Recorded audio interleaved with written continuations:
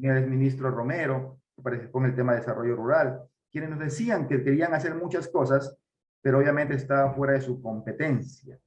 Y eso es un tema muy doloroso para el sector agropecuario, porque muchas veces el agricultor pide algún tipo de actividad, pero simplemente la autoridad de turno le dice, eso no es mi competencia.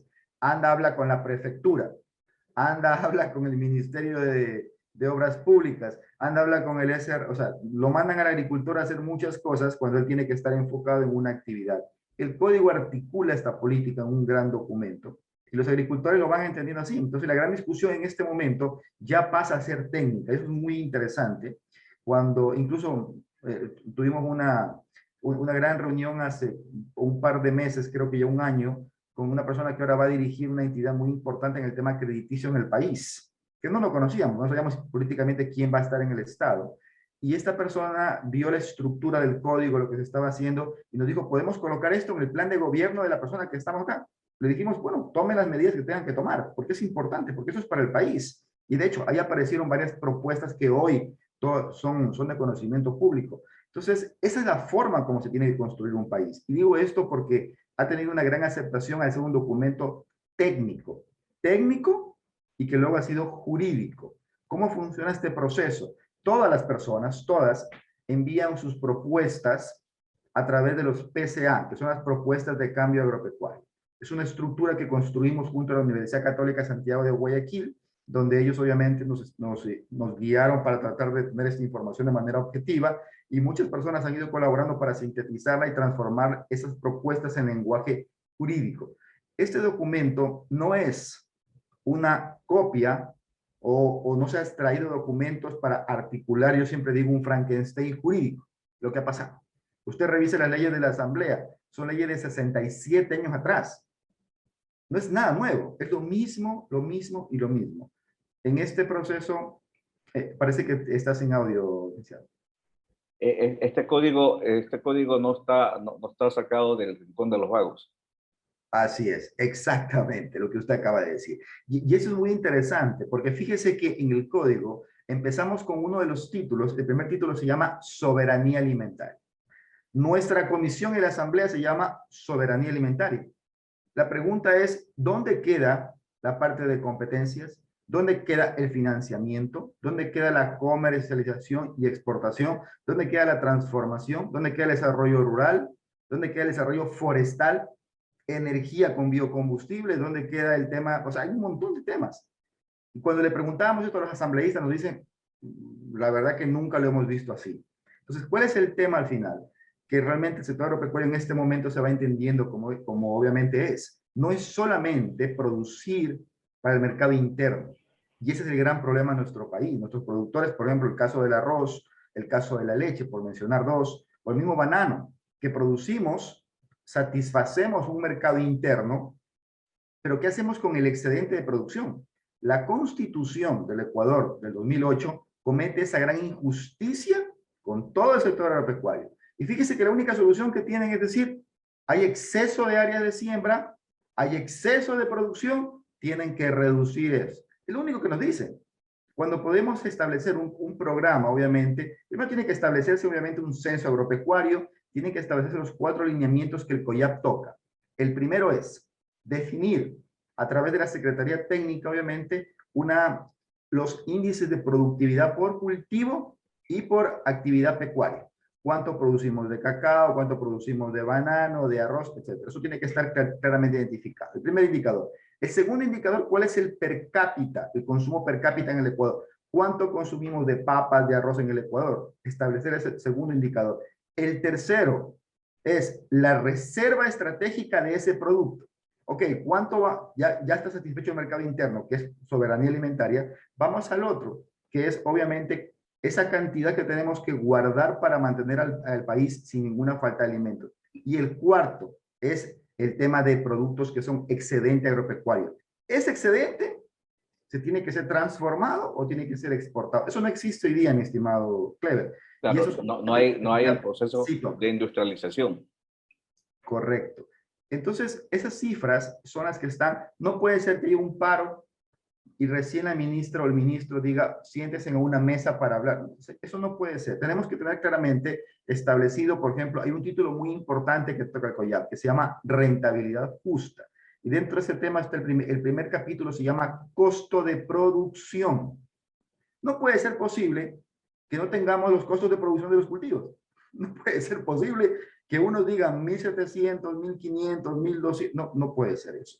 Tenemos que establecer eso porque esa línea base le permite tener un costo obviamente adecuado y sobre esa línea podemos trabajar. Entonces, esos son los indicadores fuertes. Otro tema importantísimo y estructural que toca el COIAP es el tema del PIB agrícola versus el PIB agropecuario. Temas estructurales que incluso varios catedráticos y expertos en el tema de economía pura, como el doctor Francisco Sued, el economista Emanuel, Carlos Julio Manuel, y muchos más profesores con los que hemos discutido el COIAP, a quienes hemos invitado y les hemos planteado y les hemos mostrado lo que es el COIAP, así como estamos haciendo en este momento con usted. Y ellos han dicho, el Ecuador tiene un camino, es el sector agropecuario. 107.000 millones de dólares es el Producto Interno Bruto del Ecuador el año pasado. De eso tenemos 32.000 de presupuesto, 32.000 millones de presupuesto. Pero entonces estamos bien, tenemos 70.000 para poder tener en el flujo, pero no es cierto, porque hay una deuda del Ecuador de 70.000, ya tenemos más de 100.000. Y sumen el déficit fiscal, o sea, el Ecuador está quebrado prácticamente desde el punto de vista económico. ¿Cuál es la única opción en este caso? La reactivación agropecuaria. Repotenciar el sistema, el sector agropecuario. Correcto. Entonces, el COIAP muestra esos temas y lo que brinda y lo que buscamos no es una ley más. No, no nos interesa tener más leyes, sino una sola ley. Cuando discutamos, por ejemplo, hoy lo tenemos, y yo lo digo como abogado, cuando discutíamos muchísimo el tema del Código Orgánico Penal. Antes no sabíamos que era punitivo en este país, teníamos diferentes códigos de procedimiento penal, temas tributarios, temas de niñez, era muy tema ambiental. Hoy tenemos un documento donde sabemos que sí y que no es punitivo. Pero en el tema agropecuario nadie sabe qué es parte agropecuario, qué es parte industrial, qué es parte comercial, y al final el agricultor está en el limbo.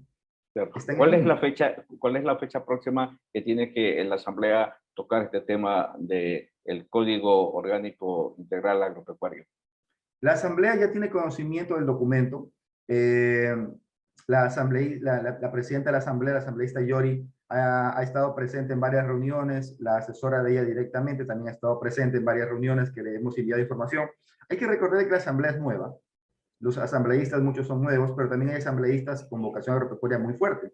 Por ejemplo, el asambleísta Gruber Zambrano es un ganadero, agricultor de toda la vida y conoce el documento, han revisado. El asambleísta Ron, el asambleísta Esteban Torres, podemos dar muchos nombres de asambleístas que han asistido, el asambleísta Perina Correa, el asambleísta de Izquierda Democrática, Pachacuti, nos hemos reunido con el asambleísta Lucero. Nosotros no tenemos problema de que todos lo vean, porque necesitamos que los 137 asambleístas, los 137, revisen el documento y la propuesta del sector agropecuario. Mi estimado Clever, somos 7 millones de ecuatorianos que estamos en el sector agropecuario. Pero ¿cómo somos 7 millones? Porque estamos en la actividad agroproductiva, agroalimentaria y agroexportadora. No puede ser posible que la persona que está viviendo, transportando los productos agropecuarios, que trabaja en esto directamente, no pueda ser considerada en una cadena agroproductiva. Y cuando llegamos al puerto se genera un problema de exportación. No nos damos cuenta que estamos pidiendo competitividad. Los costos en exportación son de centavos. Entonces, ese proceso también ha llegado a oídos del ministro de Comercio Exterior, Julio Prado, quien está haciendo medidas. Usted acaba de ver 667 partidas arancelarias se han bajado los aranceles.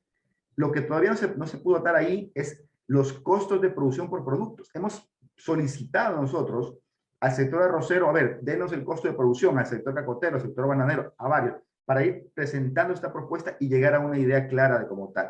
Pero claro, el Estado tiene que manejar esto como manejan otras legislaciones. El Farm Bill de Estados Unidos, la ley agraria de Estados Unidos, maneja esta data.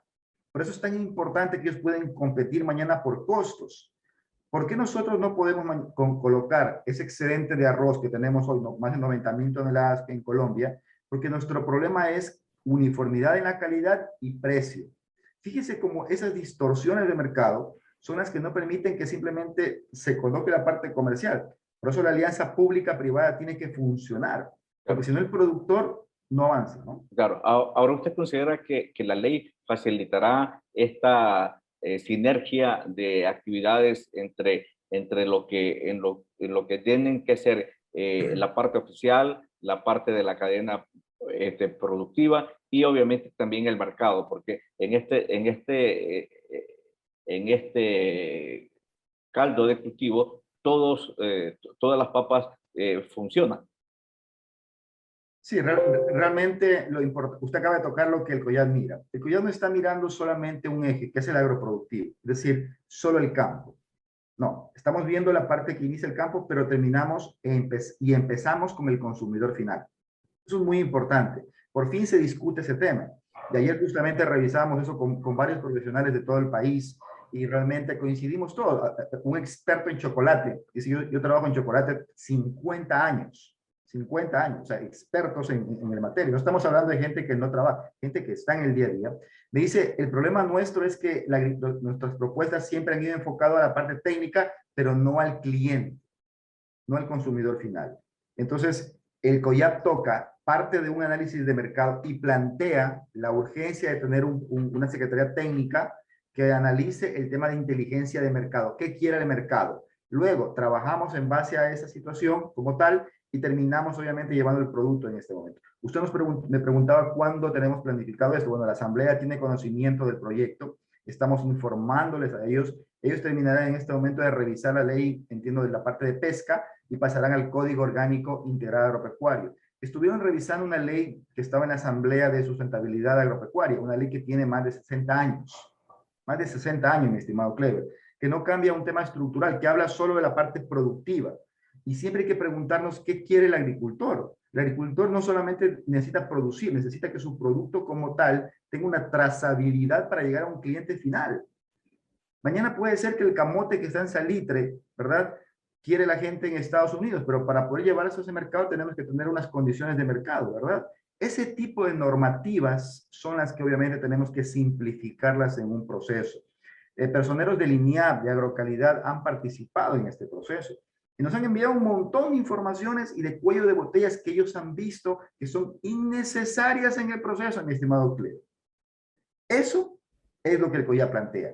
Un documento muy pragmático, muy técnico, y que obviamente la idea es que todos lo discutamos porque mañana las leyes de banano, de cacao, de todos los cultivos, tienen que estar atadas justamente a este gran beneficio. No podemos separarnos como productores. Claro, una de estas leyes que generalmente siempre se hace referencia en el sector de producción de agroexportación es la ley del banano, que tiene más de 20 años y que se la considera una camisa de fuerza en el sentido de que no permite manejar, por ejemplo, lo que es post-populi, el precio spot de la caja de banano, que ya no la maneja solamente Ecuador, que también ya lo está manejando Colombia, que también lo está ya manejando Costa Rica, porque el mercado demanda esa dinámica de corretaje de mercado o de compra-venta.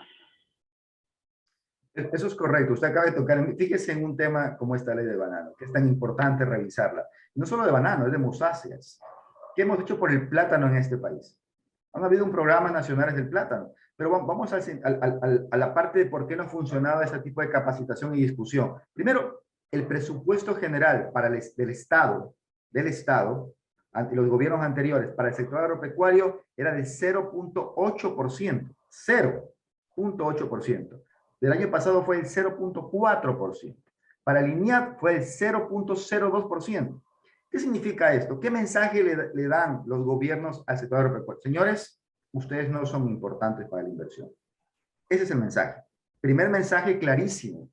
Uno revisa el presupuesto de inversión. ¿Cuánto genera el sector agropecuario? El sector agropecuario es la principal fuente de generación de empleo, mi estimado Cleo. En la pandemia permitió y se visibilizó de tal manera que permitió llevar los alimentos a cada uno de los productores a nivel de Ecuador. Genera trabajo constantemente. Es una cadena que no para. Y un tema que no se ha discutido mucho es la cantidad de hombres o de personas o de trabajos o empleos por unidades productivas. Nosotros hemos hecho el ejercicio.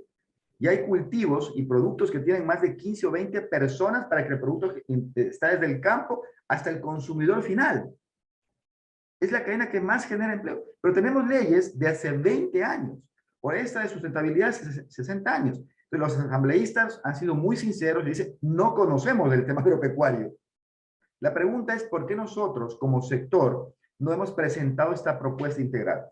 Entonces, dentro de ese gran marco, el código hace eso, articula todos los sectores y no se enfoca solamente en uno, sino permite que se vea que la producción de cebolla que está en la sierra, en Tungurahua, tiene que llegar a un mercado y a un consumidor final. Porque tampoco la solución es la que muchos alcaldes nos decían, queremos hacer más mercados, más ferias libres. Pero ¿qué sucede en ese momento? El productor llega ahí, pero luego es una mafia eso, ¿verdad? Es muy complicado. Entonces vemos que no funciona, algo está en distorsión en ese momento. Entonces tenemos que tratar de atar de tal manera que hay una rentabilidad justa en base a un costo de producción adecuada en la cadena del productor, desde el punto de vista del consumidor final. Y luego hay productos y procesos que tienen que ser adecuadamente revisados en qué estamos siendo ineficientes, mi estimado Cleber. Si nosotros en el país no somos competitivos, porque comparativamente, no tenemos las condiciones para producir, tenemos que decir como Estado, este producto no lo producimos bien. Por ejemplo, decidimos producir árboles para la producción de aceite de oliva. ¿Será acaso nuestra fortaleza? Con seguridad que no, ¿verdad? Obviamente que no.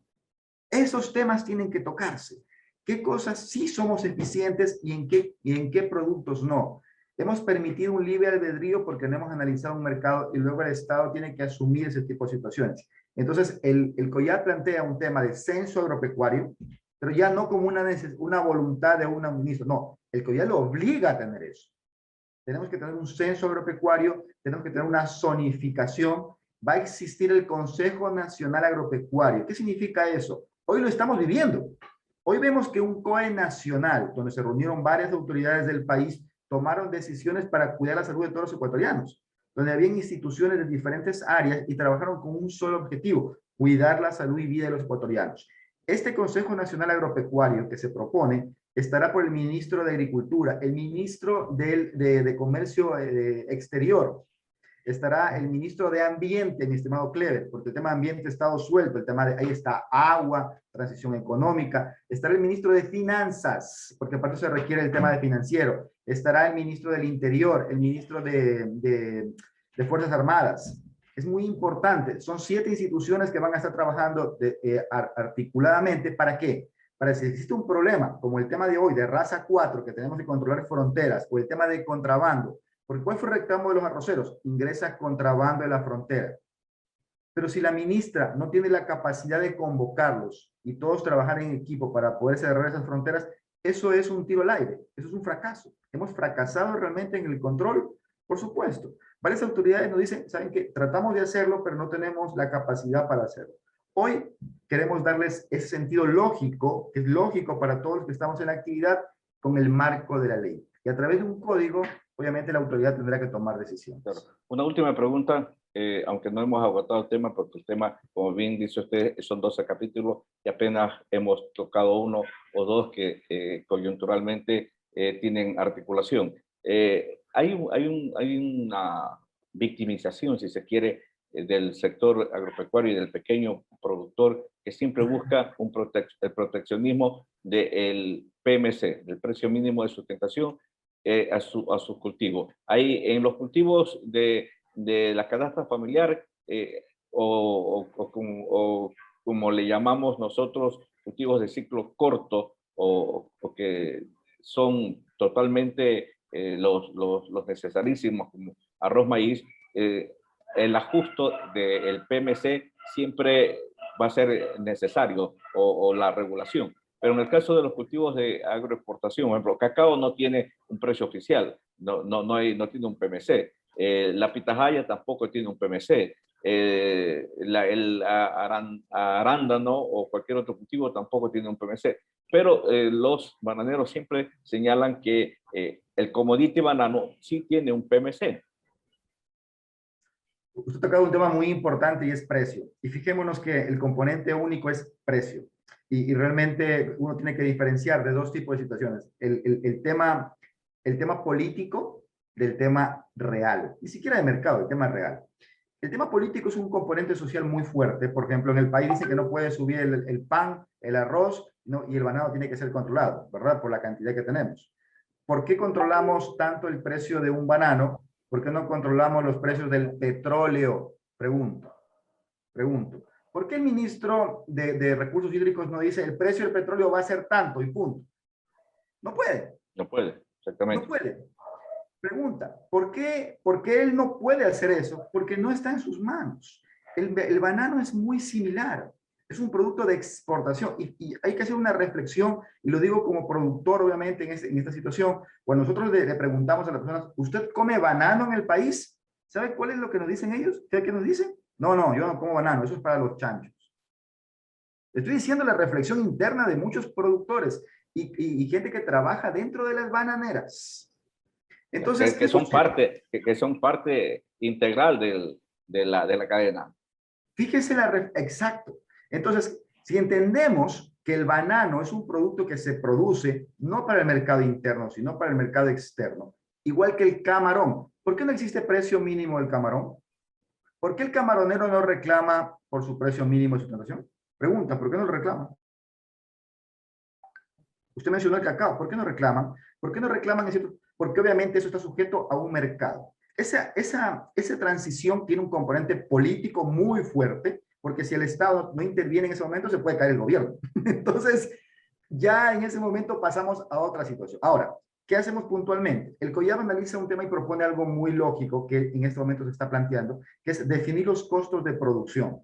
Analizar ese costo de producción, que es muy importante, analizar qué componentes tenemos en esa situación y analizar el tema de rentabilidad justa en la cadena como tal. Porque el productor como que no puede, hay productos que se exportan y hay productos que se consumen localmente. Esa lista de productos tiene que estar definida. No lo está hoy, no lo está. El Ministerio de Comercio Exterior no tiene esa lista que tiene que ser proveída por el Ministerio de Agricultura. Por ejemplo, si mañana la pitahaya va a ser considerado un producto de exportación, tiene que tener esas rutas productivas claras para el comercio como tal, ¿verdad?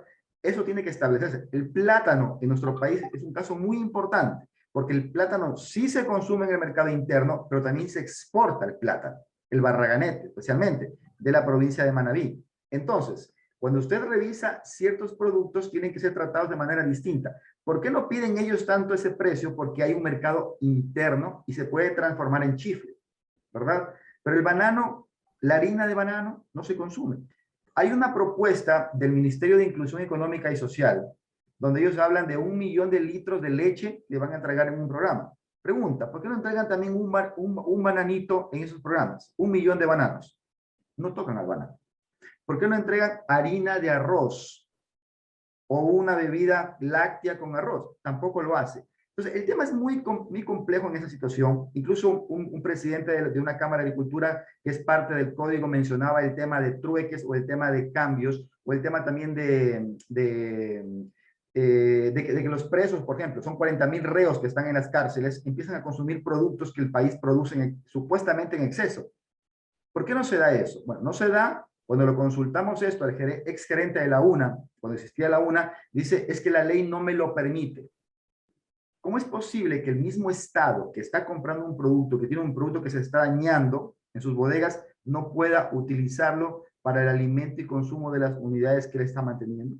Entonces, Clever, el tema de la distorsión de Claro, precios. esas son las contradicciones definitivamente que las leyes actuales del sector agropecuario y las leyes en general tienen para constituirse en una camisa de fuerza y no permitir los empoderamientos, que sí los hay. Lamentablemente, estos se estrellan con estos muros legales, con estas galimatías legales que en algunas ocasiones terminan vencidos, desisten de emprender porque perdieron mucho dinero en el propósito. Abogado, ingeniero, muchísimas gracias. Le agradezco. Yo creo que este tema lo tenemos que seguir discutiendo. Ojalá que podamos invitar en la próxima reunión eh, a José Antonio Hidalgo. Podemos invitarlo también a Richard Salazar, a discutir específicamente la parte que tiene que ver con el banano. Ahora, como presentación, hemos hablado de manera general, pero yo creo que sí sería interesante que nosotros procuremos como noticiero segmentado hacia el sector de banano, poder invitarlos a ellos para que también ellos den su punto de vista y vean pues cuáles son los aportes que pueden realizar. Muchas gracias y muy buenos días. A las órdenes, muy amable, gracias.